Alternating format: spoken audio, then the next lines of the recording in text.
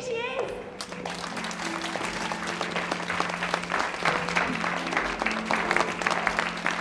Shall I be her? Welcome to MsMojo, and today we're counting down our picks for the top 10 events we hope are in Blonde, the Marilyn Monroe biopic. She's almost here.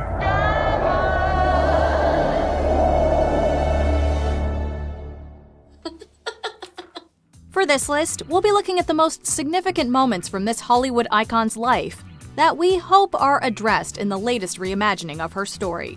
What do you wish more people knew about Marilyn Monroe? Let us know in the comments. Number 10. Her iconic fashion moments.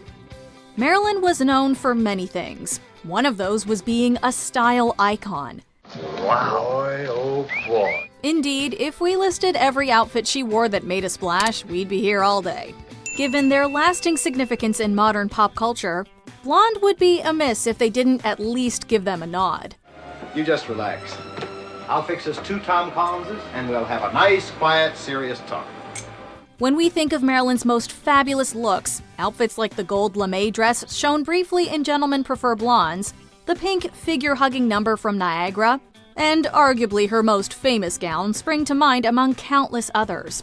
Monroe knew how to dress to impress, and we'd love to see that celebrated in the newest biopic about her life and legacy. Why don't you ever get a dress like that?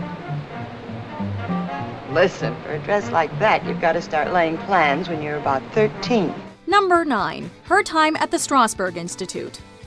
She might have been one of the biggest stars of her time, but this actress was incredibly dependent on her acting coaches. She enrolled in classes at the prestigious Actors Studio under the direction of Lee and Paula Strasberg. Natasha Lattès and Paula Strasberg were significant parts of her life.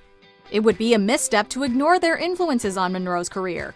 We'd also love a scene depicting her time at the famous Actors Studio in New York. I made a move from that permanent state of sadness to prove there's a method to my madness. I'm waking up from the 20th century. Sleep. Yeah, I'm not just here today. Following her tragic passing, her mentor, Lee Strasberg, insisted that the public never got to know the Marilyn that he knew. There seems to be a lot to unwrap here, and depicting her relationship with Strasberg and his impact on her life and career would be fascinating. We hope Blonde delves into this lesser-known side of the actress. When you go for the kind of acting that Marilyn went for, which we would call the method, you do an inordinate amount of internal examination, which is very frightening. Number 8. That scene from The 7-Year Itch. Of course, Marilyn's responsible for some of the best-known and most recreated moments in Hollywood history, and we assume a lot of hard work went into making them happen. We'd love to be taken behind the scenes of Gentlemen Prefer Blondes when this famous number was staged and shot. Black Star, Ross Gorham.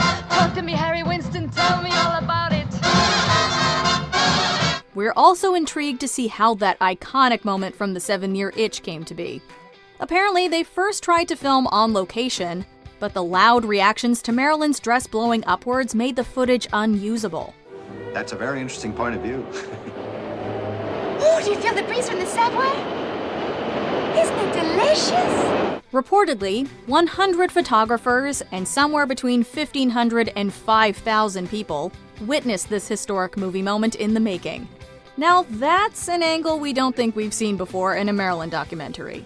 What gets me is spending $3.95 for that miserable fan. It's absolutely useless. Number 7. Her turbulent marriage to Joe DiMaggio. A lot of attention often goes to Marilyn's most high-profile relationship with Yankees baseball star Joe DiMaggio. There's much to discuss, from their happy beginnings to pregnancy struggles to how DiMaggio's jealousy ultimately broke down the marriage. Joe DiMaggio couldn't deal with being married to the nation's pinup.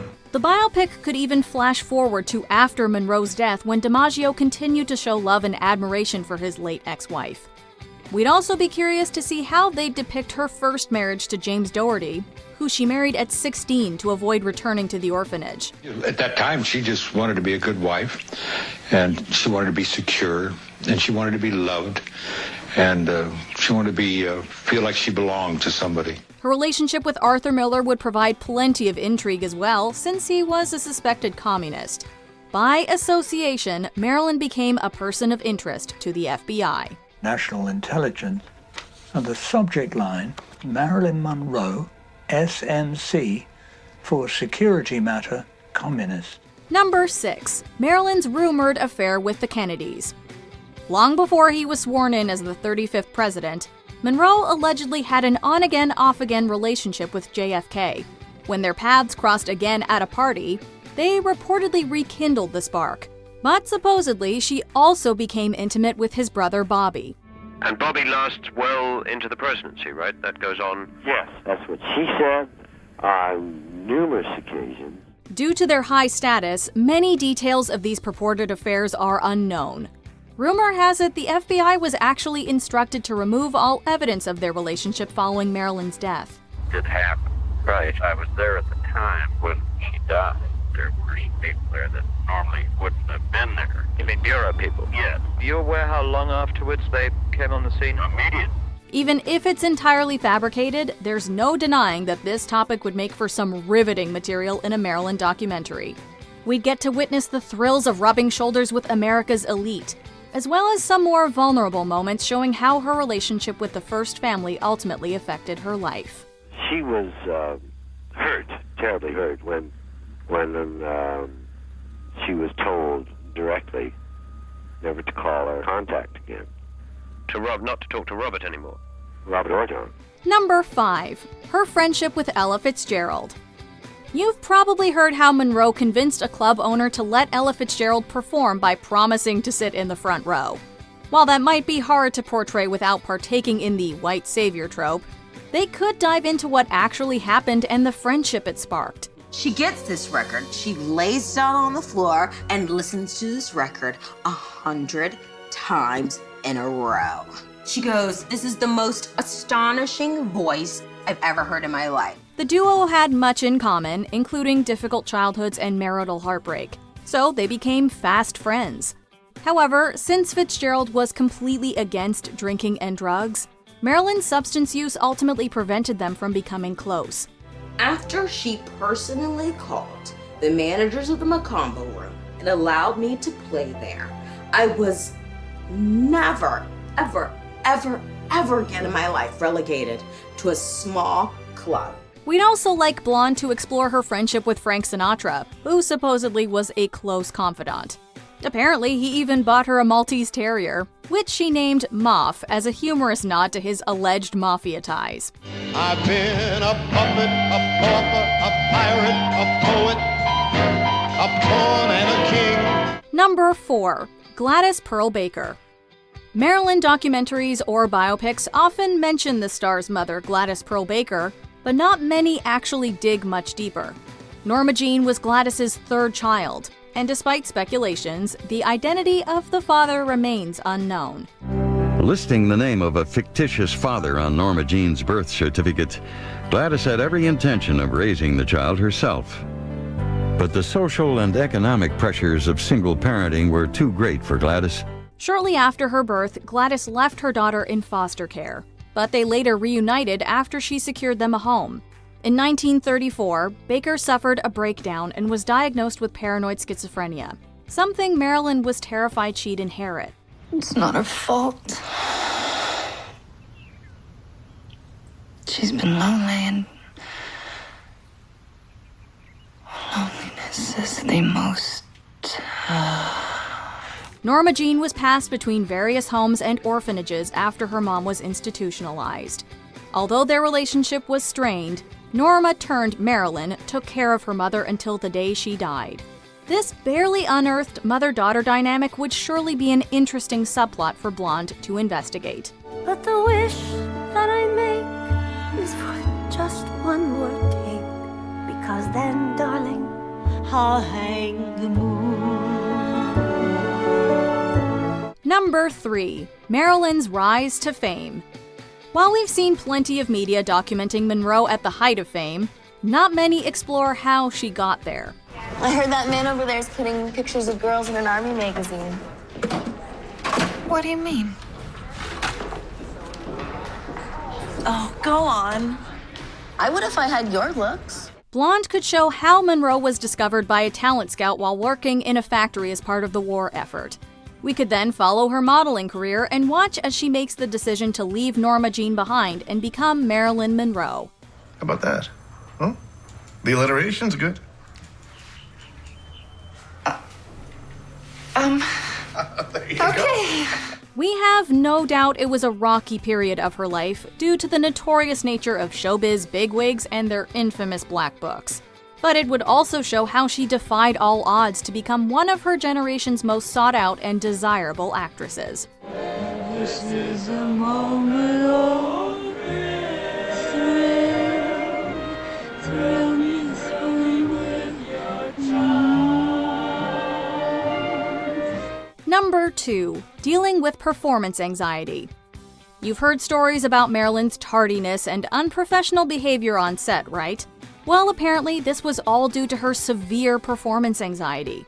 I don't want to make trouble. All I want is a drink. This was also why she leaned so heavily on her acting coaches. According to her Bus Stop co-star Dawn Murray, her anxiety was so debilitating that she would, quote, break out in a rash every time they'd film a scene. Also, supposedly, her signature breathy vocals was actually a technique she adopted to help overcome her childhood stutter. So you pull yourself together, you go on to the next job, the next saxophone player. It's the same thing all over again. We think showcasing this side of the starlet would give Monroe the compassion she deserves. While Hollywood often presents her as this unstable diva with a substance addiction, Blonde has the opportunity to set the record straight. Can we start again? All you can think about is the way I behaved with this poor little... Okay. With this poor little fly. Before we continue, be sure to subscribe to our channel and ring the bell to get notified about our latest videos. You have the option to be notified for occasional videos or all of them. If you're on your phone, make sure you go into your settings and switch on notifications. Number 1. Marilyn's childhood. Like any child, Norma Jean's formative years played a significant role in molding the person she became. Yet it's often just a footnote in many screen adaptations of her life story. She literally thought she was invisible. She thought she couldn't be seen because children who are not focused on enough do come to believe they're invisible. Blonde is set to begin with Monroe's childhood, and there's a lot to cover. Her early relationship with her mother, the instability of being passed around in the system, the siblings she'd later discover, and the father she never knew. These all contributed to Monroe becoming a person who just wanted to be loved. I wanna be loved by you alone. Blonde has the opportunity to dive into mostly uncharted waters with their take on Monroe's childhood and younger teen years. We hope they do this vital chapter of her life justice. Oh, Norma Jean, God gave you that smile and that sweetness. He gave them to you so you could share them with the world. Do you agree with our picks? Check out this other recent clip from MsMojo. And be sure to subscribe and ring the bell to be notified about our latest videos.